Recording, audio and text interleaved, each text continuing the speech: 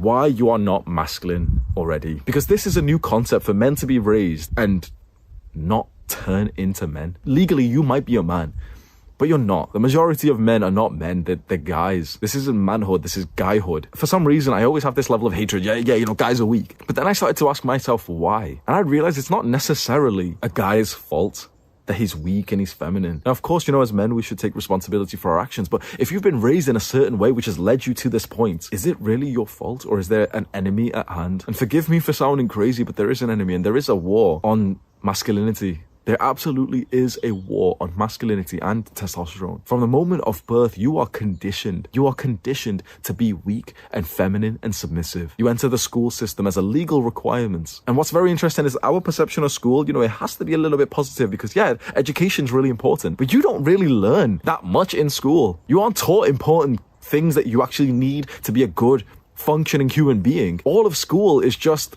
a big act of conditioning for you to be submissive and to follow the instructions of the authority figure so that as soon as you turn 18 or whatever age it is in your country, you're ready to enter the workforce as a submissive pawn in the game of some big corporation. You've got to either love or hate what I'm saying here. And whether you agree with it or not, you feel the consequences of it. You are not even a quarter of the man that your great-grandfather was. You have less than a third of his testosterone. When you want to have children, you will struggle. Your sperm count is at an all-time low. Your testosterone is at an all-time low. So many random shit. There's studies which literally show that a man's hand grip for a handshake is the weakest they've ever found through the history of this has been a longitudinal study. Researchers have literally been studying the strength of a man's handshake grip for a long time, and this is the weakest handshake grip that we have. Little fucking limp handshake, motherfucker. This is what we've been reduced to. Men aren't really needed anymore. Strong men aren't needed. We live in times of abundance and resource, and even in developing countries, you're somewhat relatively safe. Now, on the other hand, at times of chaos, at times of necessity, strong men rise. Everyone needs them. Everyone looks to them. Day to day, let's say we go to some big metropolitan, liberal, I don't know these words, right? I'm not into politics or some shit.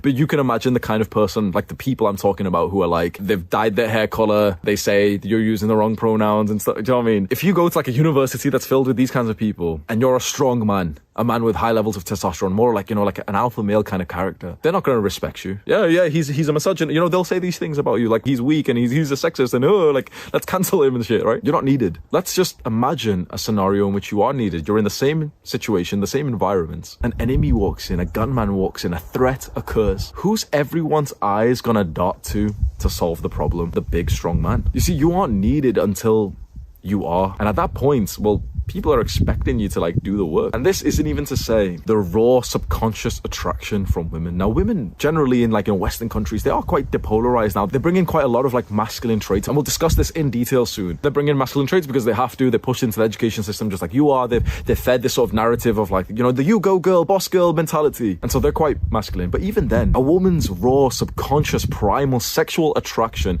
will always be for the masculine man. And so whilst you've been conditioned to be, don't be masculine, don't be strong, don't be a misogynist, don't be dominant, don't be, patriarchal. You've been conditioned to be more and more feminine. And you've been told, this is good. Be a good boy, be a good boy. The women that you want are fucking a guy who's way over here. You failed this test. Do you understand that this was all a test? Do you understand that the little boys who were raised with good, strong father figures, these little boys who naturally just had higher levels of testosterone, they were amused by this test. You could probably imagine one of those boys right now. Imagine a boy in primary school or high school that the teacher told him to be more feminine, sit down and be quiet. He almost laughed at her, and he was quite disruptive. Now, of course, this boy's probably a little bit stupid and he's probably broke in jail or something right now. But that was a boy, a male, a man who didn't fail this test. You almost had to be this disruptive boy who probably had autism or ADHD. One of those disruptive boys who always got into trouble and always laughed and swore at the teacher and stuff. He didn't succumb to the pressure of acting more feminine. He found that silly. We listened to those words of advice from perhaps well-meaning authority figures, teachers, the media, and we fell for that test. We fell for the test of giving up our masculinity for thinking, everyone's telling me to be more feminine. Think about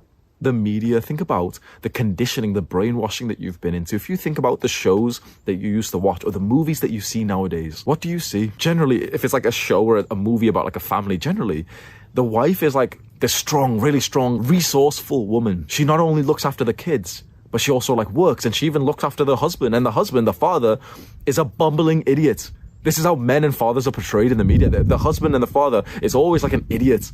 He's always just feminine, he's thinking about the woman and stuff, he always keeps making these mistakes, and then the super mom comes in and she'll fix the day. And then sometimes, just sometimes, you can probably visualize this right now, sometimes the media, in movies and TV shows and cartoons and all this shit that's literally conditioning your brain, sometimes they will show a strong, masculine father figure, but under what light will they show him? Well, he's patriarchal, and he's gross. And he's too disciplined, and he's too aggressive, and he's made out to be a bad guy who eventually like messes up and somewhat embarrasses himself. So this is that dynamic you see in the movie where there's a strong man and he messes up and he gets like dethroned by the little nerd with the skinny neck who ends up becoming like a superhero and like looks up to his dad and says, oh no, this is the conditioning that you've been through. And you may think right now, oh well, that's just movies, that's just, you know, TV shows. But everything that you see, especially at a young age, deeply influences the kind of man or guy that you